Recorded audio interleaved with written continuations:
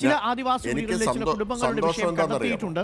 പക്ഷേ ആ കുടുംബങ്ങളിൽ ചിലവർക്ക് ചില രേഖകളുണ്ട് എന്നുള്ളത് കൊണ്ടാണ് നമ്മളത് സംപ്രേഷണം ചെയ്യാത്തത്. പക്ഷേ ഇനി വരും ദിവസങ്ങളിൽ നമുക്കൊരു പക്ഷേ കണ്ടുമുട്ടുമായിരിക്കും.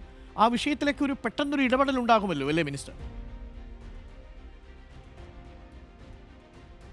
ഒരു കാര്യം ഞാൻ വ്യക്തമാക്കട്ടെ. ആദ്യം തന്നെ എനിക്ക് സന്തോഷമുള്ളൊരു കാര്യം, കഴിഞ്ഞ 4.5 കൊല്ലം ഇങ്ങനെ ഒരു കാര്യം ഇവിടെ നടക്കുന്നു എന്ന് ശ്രദ്ധിക്കാതിരുന്ന എല്ലാവരും ഇപ്പോൾ അന്വേഷിച്ചിറങ്ങുന്നു എന്നത് സന്തോഷമുള്ള കാര്യമാണ്. ഇങ്ങനൊരു ഇടപെടൽ നേരത്തെ നടത്തിയിരുന്നെങ്കിൽ നമുക്ക് കുറേ പേരെ ആരെങ്കിലും വിട്ടുപോയിട്ടുണ്ടെങ്കിൽ അവരെ കൂടി ഉൾപ്പെടുത്താൻ കഴിയുമായിരുന്നു എന്നോർക്കണം. ഇത് കേരളത്തിൽ ഈ ദരിദ്രരുടെ ഒരു കാര്യം എന്ന നിലയിൽ ഇവരെല്ലാം അവഗണിച്ചതാണ്. അതാണ് ഇതിൽ ഏറ്റവും പ്രധാനപ്പെട്ട കാര്യം. ദരിദ്രരുടെ ഒരു കാര്യമല്ലേ അതിദാരിദ്ര്യം. ഞാൻ ഒരു അനുഭവം പറയാം.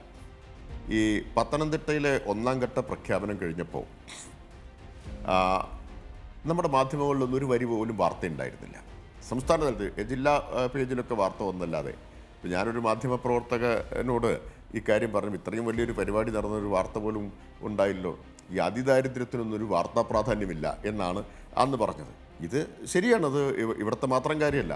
ഇപ്പോൾ അതുകൊണ്ടാണല്ലോ പ്രതിപക്ഷം ഇത് അന്വേഷിക്കാതിരുന്നത് ഇത്രയും കാലം. അതുകൊണ്ടാണല്ലോ വിദഗ്ധരും ഇതുവരെ അന്വേഷിക്കാതിരുന്നത്. കാരണം അതൊന്നും അവർ ഗൗനിക്കുന്ന കാര്യങ്ങളല്ല.